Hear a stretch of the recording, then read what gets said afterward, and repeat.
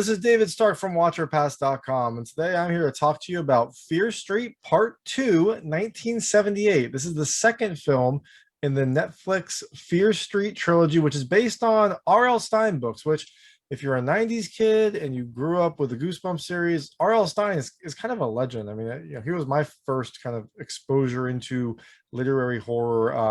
I devoured all of his books growing up, so I was very, very excited to hear that some of his other books were being made into a trilogy. It's a 3-movie event on Netflix. The first movie came out last week, July 2nd, 2021. I dropped the ball on that. I didn't review it. My written review is up on watcherpass.com. I loved it. It was a, quick cut of that film. It was a great 90s style slasher movie. It evoked a lot of like the Scream, I Know What You Did Last Summer type movies. It had this really fantastic style. It had this really great cast of misfit characters that are hunted down by a killer and kind of to solve this mystery. And it had this amazing soundtrack, like basically a soundtrack of my youth. It was fantastic. I loved it. One thing I wasn't really sure about was where this existed. I mean, I haven't read the Fear Street books, but R.L. Stine tended to be kind of a young adult author. And the film kind of felt like it would appeal to more of a teenage crowd, but it was a little bit more violent than I would have expected for a young adult teenage film. It was perfect for me because I have fond memories of that era and that style. But I can presumably handle gore at this age. But it did kind of exist in this weird area. And the second film in the series, 1978, it has some of the same issues. We'll go into that. But it also has a lot of the same amazing prose that Fear Street 1994 had, which I'll also go into. So 1978 it's the sequel in this film, but you're going back in time. Basically, in 1994, you kind of learn that there is a series of murders that happen in this town. These, people tend to go crazy, or you tend to have these horrible accidents or horrible events that occur with some regularity, kind of like in It, where you would have these children that just kind of disappear and no one talks about them I forget how often it was, 20 years, 15 years, something like that. In this film, you had a series of horrible killings that seemed to occur regularly in this specific town. And in 1994, the latest series of killings happened, which was the Skull Mask Killer, which is essentially a ghost, a ghost face killer from Scream. And so in the sequel, 1978, you go back to the previous set of killings, which happened at this camp called Camp Nightwing, which, side note, if you're going to name a camp, Nightwing is a pretty ominous name for a camp. What happened to Camp Anawana or, Camp Discovery, something like that. Nightwing was pretty ominous, but it fits with the whole series. And this is probably a good place to tell you that I'm going to be going into some spoilers about the movie. I'm not sure how much I'm going to spoil, but, in order to talk about the film and what I liked, I am going to spoil it. And I think I am going to talk a little bit about the ending. So you've been warned. The film comes out July 9th, 2021 on Netflix. Check it out then and come back and watch. Or if you don't care about spoilers, feel free to pursue, but, you've been warned. So the film is set in Camp Nightwing, where you have this competition. It's like a capture the flag, it seems like, type of competition between the two sides, the two towns in this. If you want to think about it, it's like a Simpsons, Springfield versus oh my gosh, I'm embarrassed with myself that I don't remember. Shelbyville, Springfield, and a Shelbyville rivalry. In this film, you have a Sunnyvale and Shadyside. Little on the nose, but R.L. Stine's not known for his subtlety. So Shadyside is the looked down on, the poor area, and Sunnyvale is the nicer, richer side of the tracks. And you had some of this come out in Fear Street 1994, in Part 2 1978. They have kind of a competition between each other where they're trying to compete against each other for town pride. And during this night of capture the flag and different people off in the woods, A killer is kind of awoken, based on this old witch that was killed way back in the days. We learned about that in 1994, and we kind of learn a little bit more about it in 1978. So this character goes on a rampage with an axe and just kind of starts murdering kids left and right. And so the heroes in this film, we've got Ziggy, who's played by Sadie Sink, and Cindy, who's played by Emily Rudd, and Alice, who's played by Ryan Simpkins. They kind of have to figure out how to stop this killer, what to do, and also survive the night. I mean, they're trying to figure it out, but they're also scared and running. So that's the basic synopsis of the plot. I'm going to go into three things I really liked about this film, three things I didn't love about this film, but to be clear, I really did like this film. I like this series. I think this series kind of speaks to me. It kind of hits a lot of the nerves I really like. It has, some nostalgia from R.L. Stine type books. It's got nostalgia from older style movies, a 90s Scream style movie, and now it's more of like an 80s slasher kind of movie. And it's a horror film. I do like a lot of horror, so I think this is kind of made for me. So when I say things I didn't like, take it with a grain of salt. You should watch this movie. It's a good one. And if you haven't seen the first movie, watch Fear Street Part 1 and then Fear Street Part 2. They're both really good. They're both very different films, and kind of the contrast between the two is a lot of fun to see. So the first thing I like about this movie is the style. As I said, Fear Street Part 1 was more of like a 90s Scream style killer movie. This is more of a summer camp slasher, and it feels like a film set in the 70s or 80s. You've got some exaggerated personalities that you would expect in that type of film. You've got an amazing soundtrack.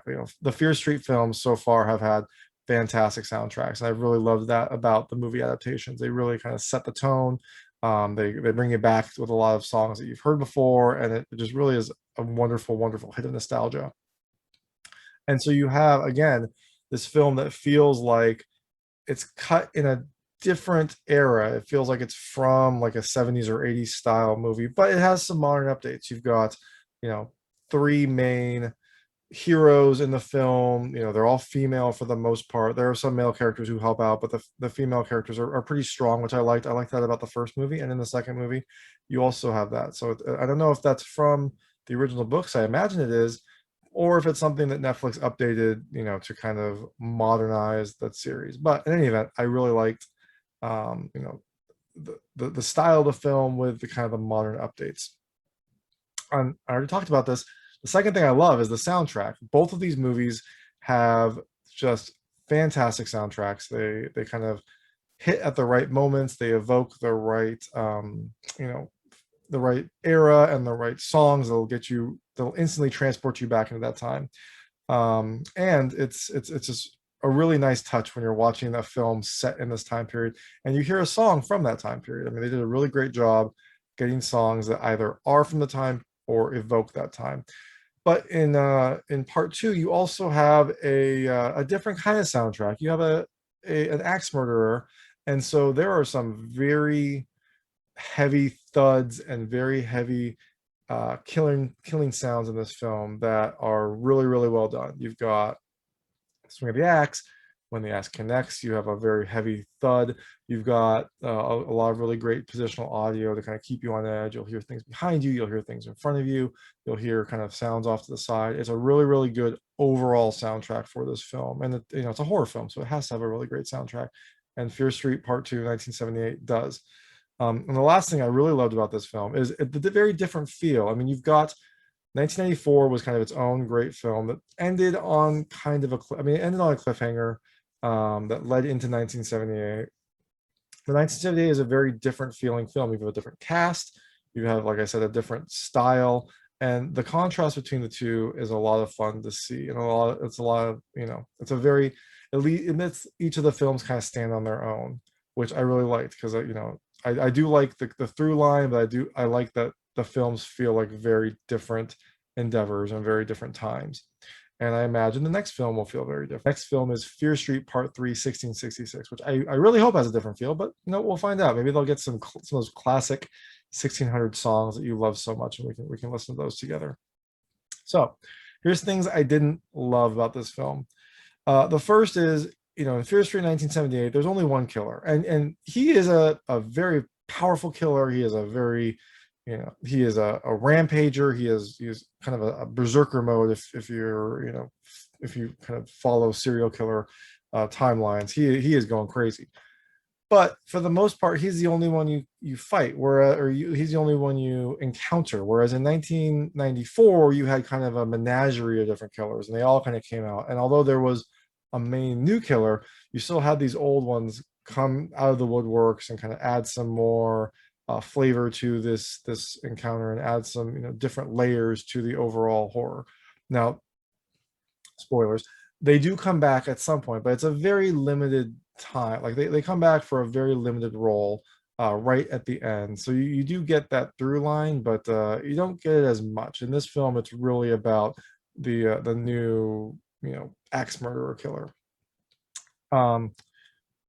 And the second thing I didn't love about this film is that it advances the story, but I don't feel like I understood as much. Like it goes back in time and relives this scenario, which does tie in, but I don't feel like I learned enough about the witch and kind of her predicament. And I think that that's all going to come, to a head in the next film, 1666. I mean, it's set in the time period of the witch, so presumably we'll learn a lot more. But this felt like a good film, and it filled in a little bit of the backstory, but not enough of the kind of overall backstory that I expected. But I think second movies and trilogies tend to advance the story, but really set up the finale, and I think that's what this movie did. It leaves you kind of unsatisfying when the movie doesn't give you as much information as you want. I mean, it's still an enjoyable film. You meet some new characters, you learn more about this town and kind of the history. But I do kind of wish I learned more about, the overall story rather than just this specific time period. And the last thing I didn't love about this film is it really ends on a cliffhanger. Like this 1994 ended on a cliffhanger that filled in, but it could have been kind of its own self-contained story. This film, the cliffhanger feeds right into 1666, like a specific through line. Essentially, the character,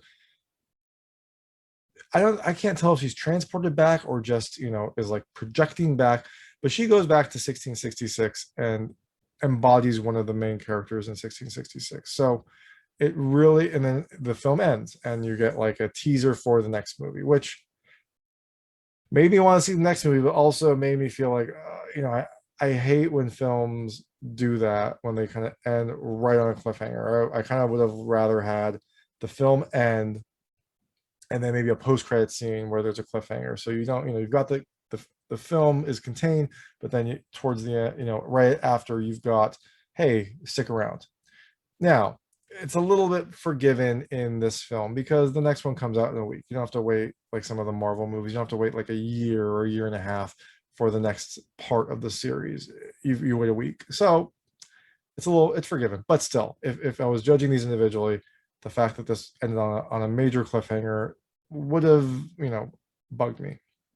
But that being said, Fear Street Part 2, 1978 is a really good film. It's a really good horror film, and it's a great continuation of this story.